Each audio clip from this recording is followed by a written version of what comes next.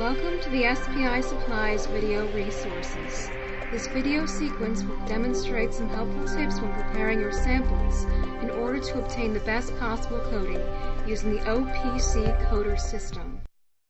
The OPC 80 series of plasma coaters comes with two cathodes, one with a flat surface typically for use with carbon coating, and one with removable plugs typically for use with osmium coating. The use of two cathodes helps reduce the chance of cross-contamination between the different coating materials. Custom stages can also be designed and purchased separately to accommodate individual needs. First, we will examine how to properly mount a sample for optimum coating. When using standard SEM stubs, the sample should be mounted so that it does not extend beyond the edges of the mount surface. If the sample does extend past the mount edge, there is a good chance you will not even get an osmium coating. This may occur because there will be a greater discharge current at these localized points, resulting in greater deposition as well as elevated temperatures. A properly mounted sample will fit within the confines of the surface of the SEM mount. When attaching samples to SEM mounts, we recommend using SPI Supplies double-sided carbon adhesive tape. The same guidelines also apply to thin samples that have been placed directly onto a PTFE lift, with the exception that these samples are not usually adhered to the lifts. Note again, the entire sample is contained within the confines of the lift. When inserting mounts into the cathode, it is necessary to make sure they are electrically isolated. This is achieved by using the PTFE lifts and tape that come with the system.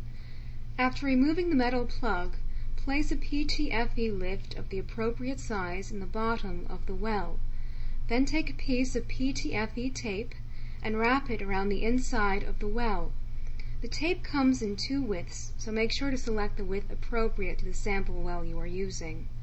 Finally, place your SEM mount into the well, making sure that the sample itself is 1 to 4 millimeters above the surface of the cathode. If you are using thin samples that have been placed on a PTFE lift, simply set the lift on the cathode, being sure to keep it away from the cathode edges. An important point to keep in mind is that no more than 40% of the cathode surface should be covered when coating. Covering more than the recommended surface area may result in lower discharge currents, longer coating times, and generally inferior coatings. If you are using pin mounts, first place the pin mount into a polymer pin mount holder, then insert the mount holder assembly into the cathode well in the same manner as the cylindrical mounts. No matter which approach you use to placing your samples on the cathode, it is important to make sure that the exposed sample is in the range of 1 to 4 millimeters above the cathode surface. This is the area that will result in the best possible coating. Samples above or below this range will still be coated, but the applied coating may be thinner than what was selected as the coating thickness. By keeping your samples in the 1 to 4 millimeter range, you are assured of the best possible coating. In conclusion, to achieve the best possible results, your sample should be mounted in such a manner that it does not extend past the edge of the mount, and should be electrically insulated from the cathode. The cathode should not have more than 40% of its surface covered, and the sample should be between 1 and 4 millimeters above the cathode surface to ensure the best coating possible. This concludes the sample preparation portion of the OPC Osmium Plasma Coater operation. We hope this video has provided useful information about our system.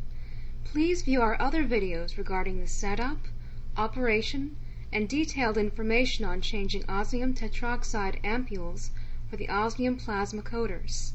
Information can also be found on our other instruments, such as the SPI Plasma Prep 2 or the SPI Sputter Carbon Coater system. If you have any further questions or comments, please feel free to contact